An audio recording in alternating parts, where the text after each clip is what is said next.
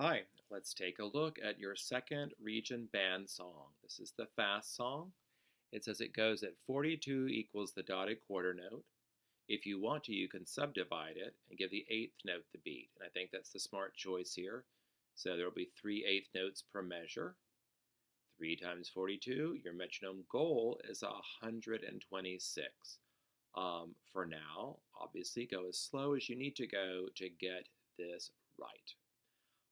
3 beats per measure, the eighth note gets the beat, and so a 16th note is like an eighth note, a half a beat long. So basically the entire song goes about like 1 and 2 and 3 and 1 and 2 and 3 and 1, etc., etc. There are a lot of articulation changes in this song, so you need to make sure that you do a good D firm articulation start every time you see the beginning of a slur. For those of you who have a hard time crossing the break, like in measure 1, you might want to say D-ya, D-ya, D-ya, to make sure that second note has a little more oomph to come out. Okay? I would recommend practicing this one measure plus one note at a time. I always like a carryover note because I think it makes it easier to get to put them all together when we're done eventually. Okay? So, the first measure. Finger along while I sing it, and I must show you fingerings as we go. Okay? So, measure 1 is open G, up to E, B natural, C, G sharp over here on the side, A, and then back to B. Listen to it.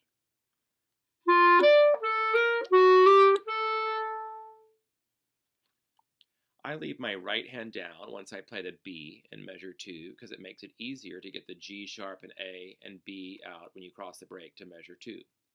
Okay, next measure, same articulation pattern. We start on B, B, A, D sharp, which is the same as E flat, up to E, middle finger B natural, C, and then stop on measure 3 for a D. Let's listen to that.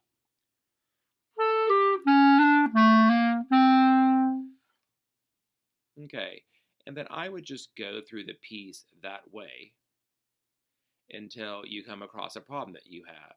Once you're good at doing one measure at a time, try doing 2 measures plus 1 note at a time, and then 4 measures plus 1 note at a time. Now let's look at some specific issues, some places you might find it's hard to play. Measure 8, at the end you have F, F sharp, G. You can do it the conventional way, thumb, finger in the front for F sharp, and then G, or play F, add 2 bottom side keys, the chromatic fingering, and then open G, because that would be a chromatic passage anyway. Okay? Moving to measure 11, you have a breath mark there. And it may be confusing as to how do you take a breath mark in a piece where there's no space for it. And when you have this situation, you just stop. If we start in the measure before, you just stop, take a nice breath, and then keep going. Okay? Let's look now at measure 12, because it is kind of difficult. You're going to start on C, drop down to F sharp, A, then you have to use left side C. Can you all see where that is over here? It's that middle key on the outside, pinky key. And you have to use that because the next note is E flat. This slide move is not good if you're nervous. If you're going fast, you have a hard time executing that. So try to go from left side C to E flat, then F sharp, and then G. Okay, listen to it. It's also what we call a diminished 7th chord, which has its own very funky sound quality. And so you have to get used to that it is correct to sound sort of weird. Moving on to measure 15, you have a tiny little note at the beginning of this measure, and that's called a grace note. You do have to play it, even though it's marked with a slash through it. And that slash means that that note doesn't have a rhythm value. You just cram it in, as fast as you can before the measure starts. Before, before, before. The C that it's attached to has to be on beat 1. So that means even though it looks like it's in measure 15, it actually happens in measure 14. Listen to this. Try it again.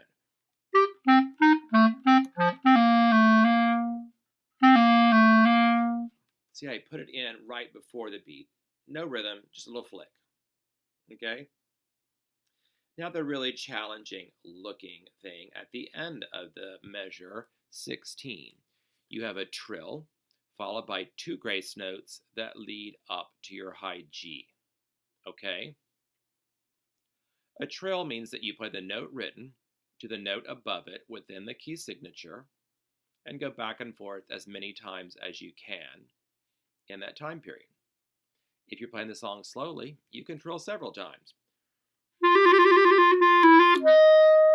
And then play your grace notes right afterwards at the end. Remember, grace notes, just like in measure 15, they have no value.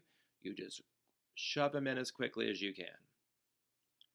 For those of you that want to be competitive and make in the top region bands, you're going to play this song pretty fast, and I'm going to demonstrate that in a minute. Because it goes so fast, you're really only going to have time to trill once. So that ends up with you having a G, A, G as your trill. One trill is 3 notes, G, A, G. Then you're going to go straight to the F sharp grace note, straight to the G grace note, and across the break to F. Okay, listen to that.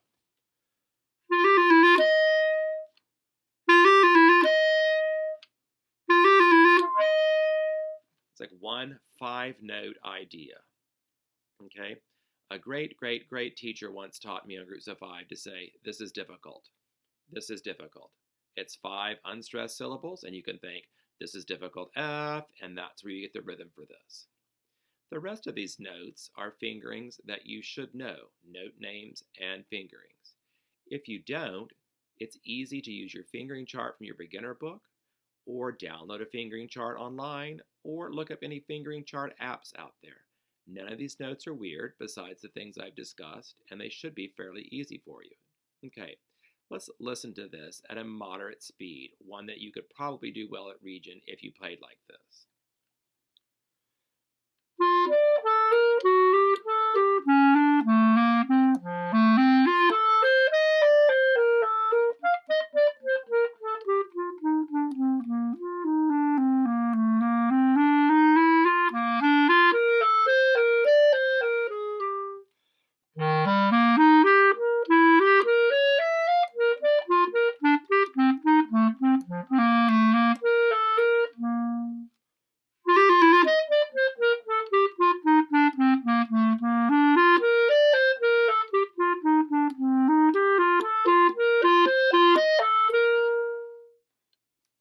Notice I did get louder and softer in measure 3 and 4 because there is a crescendo and decrescendo there. And I got softer in 5 and 6, and I also did all the other dynamics in the song. I am one of your judges at region. We will count off if you don't do what's on the page, so try and do everything. Now I do want to point out that this is a fast song, and it says 42 plus. There will be kids that play this way faster than the metronome marking that is written, okay? They will only benefit from doing that if their tone quality is good and they're accurate. So don't think you can play it fast and sloppy, because that's just going to make us mad and we're going to lower your score, okay? But do not be alarmed, and if you have the time to work on it, try to get yourself way faster than 42, which like we said is 126, up to 150, even up to 180. But those are things that you should not even try to do until you get this piece totally learned. And you know it's learned when it's easy for you. Your fingerings are easy, and you're not having to think that much. Listen to a fast run of the song.